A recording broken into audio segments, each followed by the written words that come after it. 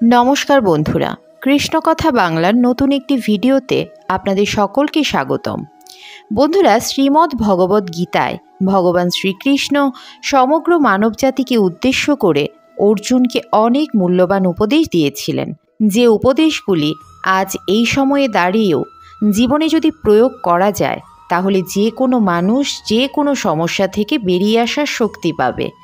শ্রীমদ্ ভগবদ্ গীতার এই সম্পূর্ণ কথোপকথনের মধ্যে লুকিয়ে রয়েছে অনেক শক্তিশালী শ্লোক, যেগুলো যদি আমরা জীবনের কঠিন সময়ে পাঠ করতে পারি বা মনে মনে একটু স্মরণ করতে পারি, তাহলে আমরা সেই কঠিন সময় থেকে অনায়াসে বের হতে পারব। কিন্তু অনেকেই শ্লোকগুলির ব্যাপারে জানে না, তাই তারা কঠিন সময়ে ঘাবড়ে যায় এবং বুঝে উঠতে পারে না যে কি করবে। আর এই মারাত্মক শ্লোকটির মধ্যে শ্রীকৃষ্ণ নিজেই সমস্ত সমস্যার সমাধানের কথা বলে গেছেন। আজ আমি ভগবদ্গীতার এই ভিডিওটিতে এই শ্লোকটির কথাই তুলে ধরব, যাতে আপনারা যখনই কোনো সমস্যার মধ্যে পড়বেন বা কোনো খারাপ সময়ের মধ্যে দিয়ে যাবেন, তখন শুধু মনে মনে এই শ্লোকটি চোখ বন্ধ করে 3 বার পাঠ করে নেবেন। তাহলেই দেখবেন নিমেষের মধ্যে আপনার সব সমস্যা দূর হয়ে যাবে এবং আপনার মনের ভেতরে অপার শান্তি অনুভব করবেন। যদি আমার এই কথাটির উপর আপনার বিশ্বাস না হয়, তাহলে নিজের জীবনে এই শ্লোকটি অবশ্যই এক মনে চোখ বন্ধ করে পাঠ করে দেখুন, কারণ এই শ্লোকটির কথা এক ব্যক্তিকে ভগবান শ্রীকৃষ্ণ স্বয়ং স্মরণ করিয়ে দিয়েছিলেন। তাহলে চলুন দেরি না করে জেনে নেওয়া যাক যে এই শ্লোকটি কোনটা এবং কিভাবে আপনাদের এই শ্লোকটি পাঠ করতে হবে, সেটিও আপনাদের বলবো। কিন্তু তার আগে এটা জেনে নেওয়া যাক যে এই শ্লোকটি কাকে কে পাঠ করতে বলেন। আসলে আজ থেকে কয়েক বছর আগে এক ব্যক্তি যখন খুব সমস্যার মধ্যে দিয়ে যাচ্ছিলেন, তখন তিনি বুঝে উঠতে পারছিলেন না যে কি করে এই সমস্যার থেকে তিনি বেরিয়ে আসবেন। তিনি দিনরাত ভগবান শ্রীকৃষ্ণের মন্দিরে গিয়ে শ্রীকৃষ্ণের মূর্তির সামনে দাঁড়িয়ে প্রার্থনা করতেন এবং কাঁদতেন, যাতে ভগবান শ্রীকৃষ্ণ তাকে এই খারাপ সময়ের মধ্যে থেকে বের করে। কিন্তু কিছুতেই তিনি কোনো রাস্তা পাচ্ছিলেন না। ঠিক এরকম একটা সময়ে একদিন এক পুরোহিতের নজর তার উপরে পড়ে এবং সেই পুরোহিত দেখেন যে সেই লোকটি অঝরে ভগবান শ্রীকৃষ্ণের মূর্তির সামনে দাঁড়িয়ে কাঁদছেন। পুরোহিত তখন সেই লোকটির কাছে গিয়ে তাকে জিজ্ঞাসা করে যে আপনার কি হয়েছে, আপনি কেন ভগবানের সামনে দাঁড়িয়ে এরকমভাবে কাঁদছেন? উত্তরে সে লোকটি বলেন, আমি আমার ব্যবসায় বিশাল পরিমাণে লোকসান করেছি, আমার ঘর বাড়ি সব বিক্রি করার অবস্থায় চলে এসেছে, লোকের দেনার দায়ে আমি গলা অবধি ডুবে আছি, কি করব বুঝে উঠতে পারছি না, কিভাবে এই অবস্থা থেকে আমি বের হব সেটা কিছুতেই বুঝে উঠতে পারছি না। তখন সেই পুরোহিত তাকে বলেন যে তুমি কি কখনো গীতা পাঠ করেছ? উত্তরে সেই ব্যবসায়ী বলে, হ্যাঁ, একবার তো পড়েছিলাম, কিন্তু কেন বলুন তো?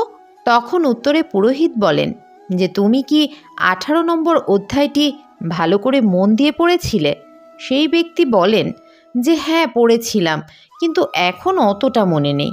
তখন পুরোহিত তাকে বলেন যে তুমি যদি মন দিয়ে পড়তে, তাহলে শ্রীকৃষ্ণের বলা এই মহান কথাটি কখনোই ভুলে যেতে না এবং তুমি অবশ্যই এই সমস্যা থেকে খুব তাড়াতাড়ি বেরিয়ে আসতে পারতে। তখন লোকটি বললেন যে আপনি কোন শ্লোকটির কথা বলছেন, একটু পরিষ্কার করে আমাকে বলুন। তখন সেই পুরোহিত তাকে সেই শ্লোকটির কথা বলেন। শ্লোকটি হল, সর্বধর্মান পরিত্যাজ্য মামেকম শরণং ব্রজ অহং তাং সর্বপাপেভ্য মোক্ষয়িষ্যামি মা শুচ। সর্বপ্রকার ধর্ম পরিত্যাগ করে কেবল আমার শরণাগত হও, তুমি শোক করো না, আমি তোমাকে সমস্ত পাপ থেকে মুক্ত করে দেব। পুরোহিত তাকে বলেন, তুমি সব চিন্তা ছেড়ে দিয়ে শ্রীকৃষ্ণের শরণাগত হও এবং তার চরণে সব কিছু সঁপে দিয়ে আবার সব কিছু নতুনভাবে শুরু করো। কিন্তু যা হয়ে গেছে তা নিয়ে শোক করো না, যা তোমার কর্মে ছিল সেটাই হয়েছে, কিন্তু তাই বলে শোকে ডুবে যেও না। সব চিন্তা ছেড়ে দিয়ে শ্রীকৃষ্ণের চরণে সমর্পণ করে আবার কাজে লেগে পড়ো, সব ঠিক হয়ে যাবে। আর তিনি এটাও বললেন যে যখনই সমস্যায় পড়বে এই শ্লোকটি মনে মনে 3 বার স্মরণ করবে, তাহলেই দেখবে তুমি এক অপার শক্তি ভেতরে ভেতরে অনুভব করতে পারবে এবং সব সমস্যা দূর হয়ে যাবে। এরপর সেই ব্যক্তি আবার ধীরে ধীরে ব্যবসা শুরু করে এবং তাকে হঠাৎ করে তার সব কর্মচারীরা নিজের থেকে এসেই কিছু কিছু সাহায্য করতে থাকে। এ যেন অলৌকিক ব্যাপার।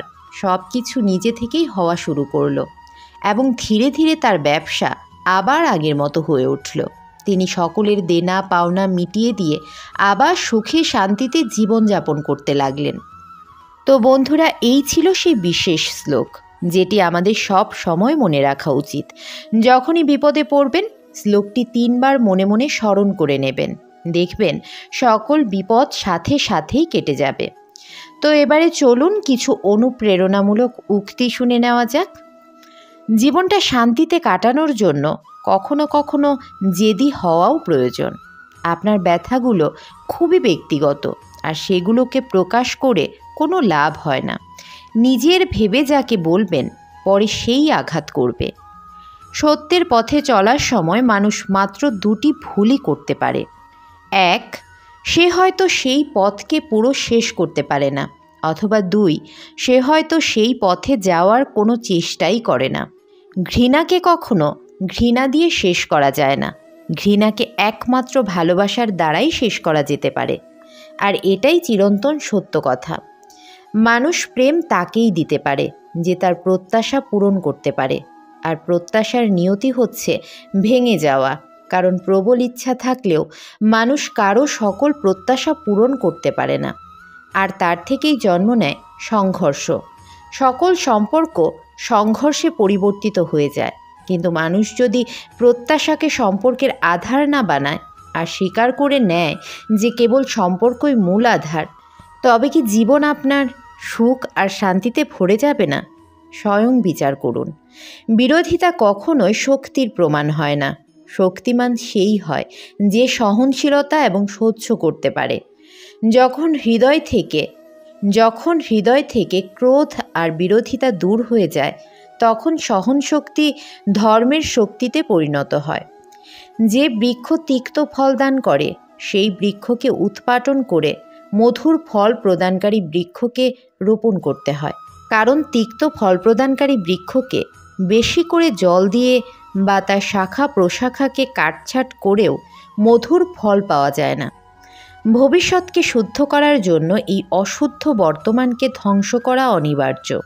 যে ব্যক্তি কেবল নিজের দুঃখ কষ্টকে আপন করে জীবন কাটায় সে শক্তিহীন হয়ে পড়ে, কিন্তু যে ব্যক্তি সমগ্র সমাজের দুঃখ কষ্টকে আপন হৃদয়ে ধারণ করে সে শক্তিশালী হয়ে ওঠে। একজন সত্যিকারের বিচারক শুধুমাত্র অন্যের বিচার করে না, অন্যের থেকে বেশি সে নিজের বিচার করে। যে মানুষ বাইরে তাকায় সে শুধু স্বপ্ন দেখতে থাকে, আর যে নিজের দিকে তাকায় সেই একমাত্র জেগে উঠতে সক্ষম হয়। জীবনে সব লড়াই একাই লড়তে হয়। মানুষ কেবল আপনাকে সান্ত্বনা দিতে পারে মাত্র, কিন্তু কাছে কেউ থাকবে না। হ্যাঁ এবং না, এই কথা দুটো সব থেকে ছোট এবং সবচেয়ে পুরনো, কিন্তু এই কথা দুটো বলতেই সব থেকে বেশি ভাবতে হয়। সুখে থাকাই জীবনের চরম সার্থকতা নয়, বরং কাউকে সুখে রাখতে পারাটাও জীবনের সবচেয়ে বড় সার্থকতা। হাসি দিয়ে হয়তো সব কিছু প্রকাশ করা যায় না, কিন্তু অনেক কিছু আড়াল করা যায়। একাকিত্ব মানুষ সেই সময়ে বেশি অনুভব করে যখন সে কথা বলে, কিন্তু সেই কথা শোনার মতো কেউ থাকে না। কি বিচিত্র এই জীবন! কাছে থাকলে কেউ মূল্য দেয় না, কিন্তু হারিয়ে গেলে সবাই খোঁজে। স্বপ্ন সেটা নয় যেটা আমরা ঘুমিয়ে ঘুমিয়ে দেখি। স্বপ্ন তো সেটা যেটাকে পাওয়ার ইচ্ছে আমাদের ঘুমোতে দেয় না। যদি আপনি সাফল্য চান তাহলে ব্যর্থতাকে ভালোবাসুন।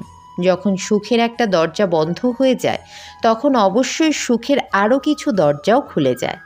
কিন্তু আপনি যদি সর্বদা বন্ধ দরজার দিকে তাকিয়ে বসে থাকেন তাহলে খুলে যাওয়া দরজাগুলো আপনি কখনোই দেখতে পাবেন না। ফুটন্ত জলে যেমন কোনো প্রতিচ্ছবি দেখতে পাওয়া যায় না, ঠিক সেরকমভাবে মন অশান্ত থাকলে সেখানে কোনো সমাধানও দেখতে পাওয়া যায় না। তাই মনকে শান্ত করুন, সমাধান আপনা আপনি বেরিয়ে আসবে। প্রশ্ন কখনো এটা হওয়া উচিত নয় কে আমাকে এগিয়ে যেতে সাহায্য করবে, বরং প্রশ্নটা এমন হওয়া উচিত যে কে আমাকে থামিয়ে রাখবে। জীবনে কখনো কখনো আমাদেরকে স্বার্থপর সিদ্ধান্ত নিতেই হয় এবং যেটা আমাদের জন্য সব থেকে ভালো সেই কাজটাই করতে হয়। ঈশ্বর আপনাকে কখনো পরিত্যাগ করে না, কিন্তু আপনি ঈশ্বরকে গ্রহণ করবেন কিনা সেই সিদ্ধান্ত সম্পূর্ণ আপনার। ভগবান শ্রীকৃষ্ণ বলেন, ক্রোধোদ্ভবতি সম্মোহ, স্মৃতিভ্রংশ বুদ্ধিনাশ, বুদ্ধিনাশত প্রাণস্যতি। যে কোনো কাজের সাফল্যের জন্য মনের প্রশান্তির প্রয়োজন হয়। রাগ বুদ্ধিকে ধ্বংস করে এবং একজন মূর্খ ব্যক্তি নিজেকে ধ্বংস করে। এমতাবস্থায় যে কোনো কাজে সফলতার জন্য ক্রোধ ত্যাগ করা অতি আবশ্যক, আর তাই নিজের রাগকে নিয়ন্ত্রণ করুন। তাহলে বন্ধুরা, আজ এখানেই শেষ করছি। যদি ভিডিওটি আপনাদের ভালো লেগে থাকে তাহলে অবশ্যই একটি লাইক করতে ভুলবেন না এবং কমেন্টে অবশ্যই লিখবেন জয় শ্রীকৃষ্ণ। আপনারা যারা এই চ্যানেলে নতুন তারা অবশ্যই চ্যানেলটি সাবস্ক্রাইব করে দেবেন, যাতে পরবর্তী ভিডিওটি সবার আগে আপনাদের কাছে পৌঁছয়। তো বন্ধুরা, পরবর্তী ভিডিওতে আবার দেখা হবে। সেই পর্যন্ত সবাই খুব ভালো থাকুন, সুস্থ থাকুন। জয় শ্রীকৃষ্ণ। রাধে রাধে।